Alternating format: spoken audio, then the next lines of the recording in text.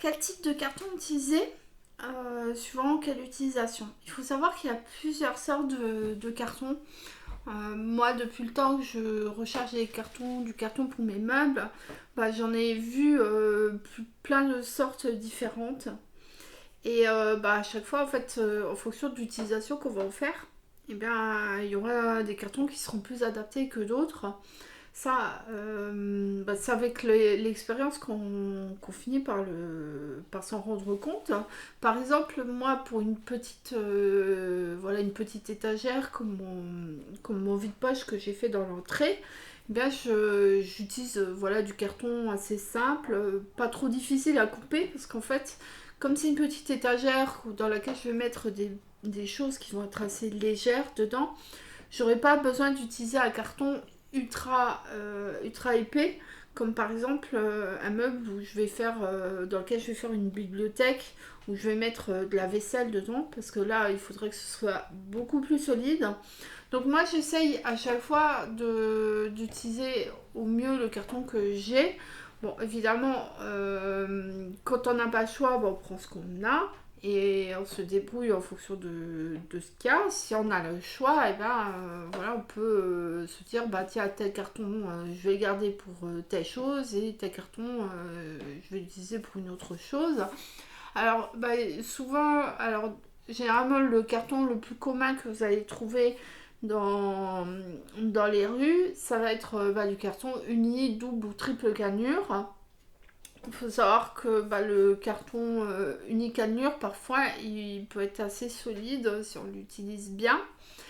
Et le carton triple cannure, ça dépend aussi de la matière dont il est fait, parce qu'il y a il y a plusieurs qualités. Généralement, plus les choses qui ont été mises dedans sont de forte valeur. En général, par exemple, les pièces automobiles, déjà c'est très lourd. Donc ils vont mettre du carton d'assez bonne qualité pour éviter justement de l'abîmer. Dans les vélos, le vélo c'est assez léger, ils vont pas s'embêter à mettre du carton vraiment haut de gamme dedans parce qu'il faut vraiment juste que le vélo à l'intérieur il soit en bon état pour quand il arrive au magasin il puisse être stocké ou déballé, et après en général ils le vendent aux clients. Donc chaque carton a ses particularités. Moi, ce que je vous recommanderais, c'est déjà de voir le meuble que vous allez faire. Ça, c'est quelque chose de très rare. Il m'est déjà arrivé de trouver du carton alvéolé. Alors, ça dépend peut-être aussi des régions. Ça dépend aussi de... Voilà, si vous avez un magasin à côté qui en a, c'est génial parce que c'est vachement plus facile de faire des meubles avec du carton alvéolé parce que vous n'avez pas besoin de le doubler ou quoi. Mais bon, quand il y en a, c'est bien. Quand il n'y en a pas, il faut faire sans. Et moi, je me contente du carton double ou triple cannure. Pour ma part, quand j'ai par exemple, je veux faire une petite épaisseur, j'utilise aussi des rouleaux de papier toilette ou de papier essuie-tout, ce qui me permet d'avoir une certaine, de faire de l'épaisseur et de bien stabiliser deux plaques de carton les unes entre les autres. Vous pouvez utiliser aussi des plateaux d'œufs. Par exemple, si vous travaillez ou si vous connaissez quelqu'un qui travaille dans une cantine scolaire, alors eux, ils auront des plateaux d'œufs en veux-tu en voilà. Et vous, ça vous permettra de faire des meubles sans trop d'efforts parce que vous aurez juste besoin d'avoir deux belles plaques de carton. C'est surtout celle où il y aura les objets qui seront posés dessus qui doit être vraiment très solide.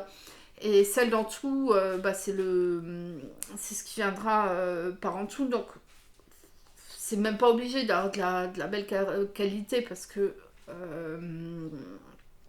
en dessous, ça se verra pas et ça ne s'abîmera pas. Donc voilà, il y a plein de solutions. Vous pouvez aussi avoir des rouleaux de moquettes. Alors ça, c'est assez difficile à trouver parce que dans les grandes enseignes, ils sont consignés, donc ils les récupèrent et ils demandent toujours à leurs clients de les récupérer.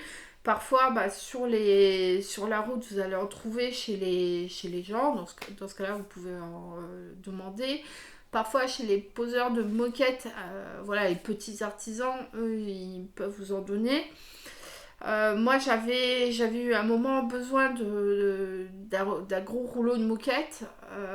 J'ai galéré assez longtemps, puis à un moment, j'ai trouvé chez un artisan. Donc ça, c'est assez rare, mais ça se trouve. Vous pouvez aussi demander, mais là, les rouleaux, ils seront plus petits chez les vendeurs de tissus. Mais là, le rouleau, le problème, si vous voulez faire un range-bouteille, vous ne pourrez pas parce que le diamètre il sera trop petit. Mais sinon, voilà, il suffit d'ouvrir l'œil. Parfois même, là, tous les endroits que je vous ai décrits, vous n'en trouverez pas. Mais par contre, le fait d'y penser, maintenant, vous allez voir peut-être en vous promenant le long près des habitations, peut-être que vous en trouverez un. Voilà, sinon il y a aussi, il faut pas négliger aussi, moi je parle de carton, mais vous pouvez aussi utiliser parfois de la belle PLV en plastique, hein.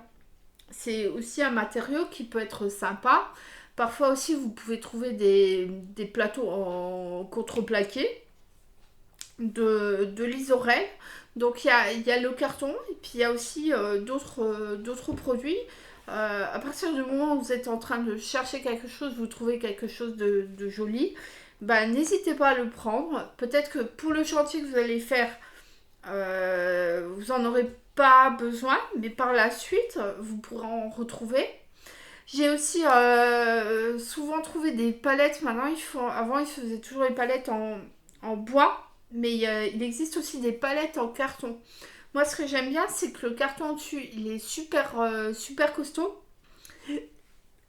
Pardon. Et à l'intérieur, en fait, quand vous ouvrez avec un cutter, vous trouvez des petits pots en carton. Et moi, j'aime bien parce que quand je suis en exposition, je peux je les peins, je les customise un peu. Et je les offre aux gens, aux clients qui viennent me demander des renseignements. Comme ça, ils ont un petit souvenir de moi. Donc il y a plein de possibilités, hein. Ne vous focalisez pas juste sur le carton simple, double ou triple cannelure. Il y a aussi le carton alvéolé, les PLV en plastique, les plaques d'Isorel. Si vous en trouvez une, franchement prenez-la. Parce que vous verrez qu'un jour ou l'autre, elle vous servira à quelque chose, ne serait-ce que pour protéger votre table. Mais voilà, moi, quand j'en ai, je les récupère.